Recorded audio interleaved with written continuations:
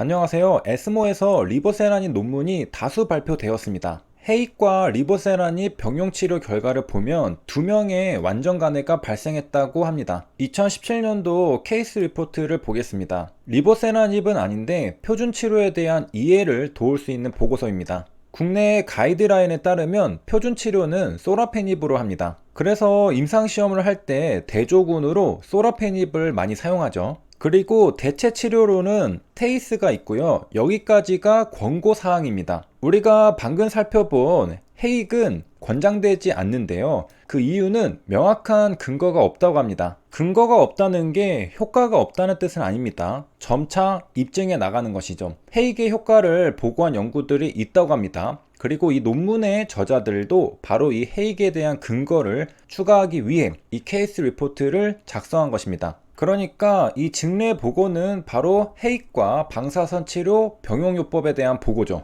그리고 제목에 완치한 1예라고 하니까 완전간의 사례가 한 명 발생했던 것입니다. 그러니까 표준치료 소라페닙도 아니고 권고하는 대체치료 테이스도 아니고 권장되지 않던 해익을 사용하여 완전간해가 발생한 사례를 발표한 것이죠. 그러면서 해익의 효과에 대한 가능성을 모색하는 논문이었던 것이죠. 해익과 방사선 치료 결과 환자는 완전 반응으로 판정받았습니다. 그렇게 3년을 안정적으로 생활해 나갔습니다. 그런데 안타깝게도 그 뒤 간경화로 사망했습니다. 뉴스 기사로 돌아와서요. 앞서 케이스 리포트에서는 해익과 방사선 치료를 했다면 항서제약은 해익과 리보세라닙 치료를 했습니다. 그리고 2명의 완전 간해를 관찰했죠. 해익과 리보세라닙 모두 표준 치료는 아닙니다. 그러니까 임상시험을 하겠죠. 그리고 표준 치료가 아님에도 2명의 완전 간해가 발생했습니다. 가능성을 엿볼 수 있다는 겁니다. 부작용이 낮다면 말이죠. 항암제 중 표준 치료로 사용되는 건 아까 살펴봤듯이 소라페닙인데요. 차일드퓨 등급 A 정도의 간 기능을 보여준다면 표준 치료로 사용할 수 있습니다. 만약 간 기능이 떨어져서 차일드퓨 등급 B로 내려가면 그때는 소라페닙의 역할이 명확하지 않아서 연구들이 진행 중이라고 합니다. 우리가 예전에 아파티닙이 차일드퓨 등급 B에서도 임상시험을 해서 긍정적인 결과를 발표한 논문을 함께 살펴본 바 있습니다.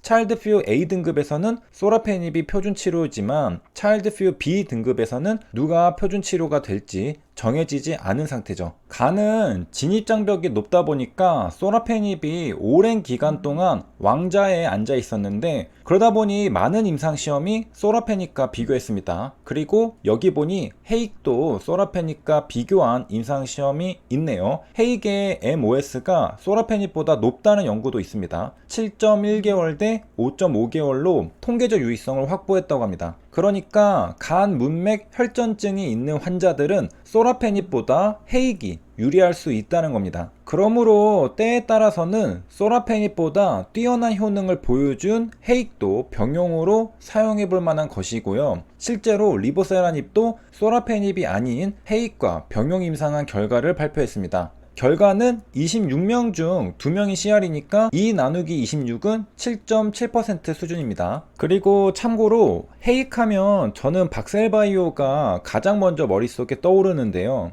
박셀바이오는 2010년 2월에 설립되었으니까 상장한 지는 얼마 안 되었어도 역사는 11년이 된 기업입니다. 면역 세포 치료제를 개발하는데 그 중에서도 항암 면역 세포 치료제를 개발하는 기업입니다. 박셀바이오가 가지고 있는 파이프라인 중 하나는 백스NK라고 이름 NK에서도 알 수 있듯이 NK 세포를 이용한 치료제입니다. 참고로 수지상세포 DC를 이용한 치료제는 백스DC라고 부르고요. 그러니까 크게 백스DC와 백스NK가 있는 겁니다. 그리고 바로 백스NK가 임상 1상에서 해익과 병용 치료를 했습니다. 그러니까 지금 이런 임상 시험만 놓고 본다면 뉴스 기사의 임상과 굉장히 비슷한 형태라는 걸 알 수 있습니다.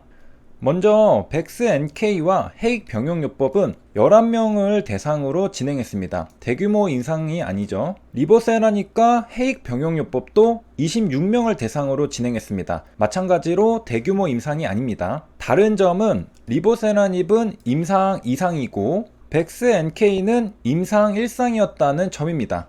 그러니까 해익과 병역요법을 한 건 똑같은데 박셀바이오는 임상 1상이었고 항서제약은 임상 2상이었다는 것이죠. 그러다 보니 인원수도 살짝 차이가 납니다. 박셀바이오는 11명, 항서제약은 26명으로 좀 더 많았죠. 이 리포트는 2020년 12월 24일인데요. 우리가 2017년도에는 권장하지 않던 해익의 위상이 다소 바뀐 걸 알 수 있습니다. 2020년도가 되니 해익은 가장 효과가 우수한 것으로 인정받는 치료요법이 되어 있습니다.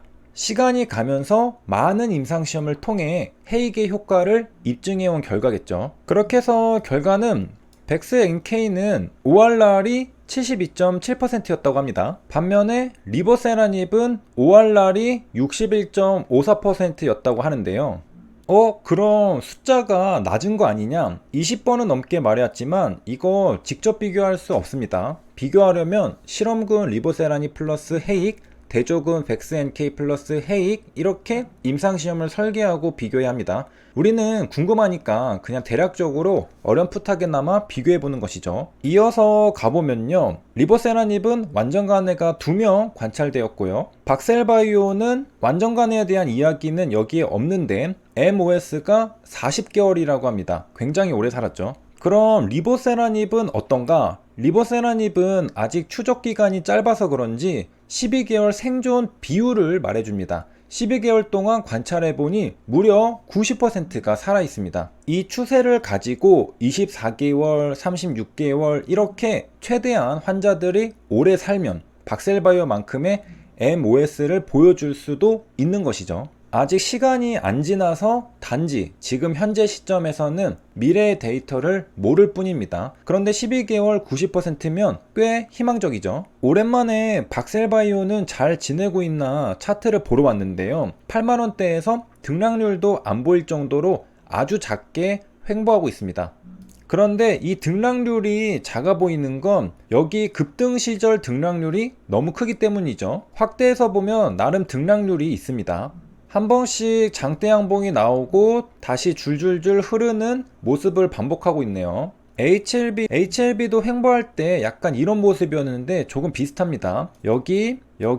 여기죠. 그러면서 가격이 저점을 깨면서 완전히 흐르는 게 아니라 옆으로 기면서 시간을 보내고 있습니다. 이렇게 해서 이번 시간에는 리보세라닙 에스모 발표를 살펴보면서 해익 플러스 리보세라닙의 결과를 확인했고요. 완전간의 2명도 알아봤습니다. 그러면서 생각나는 김에 박셀바이오의 데이터와 차트도 함께 살펴봤습니다. 여기까지 시청해주셔서 감사합니다.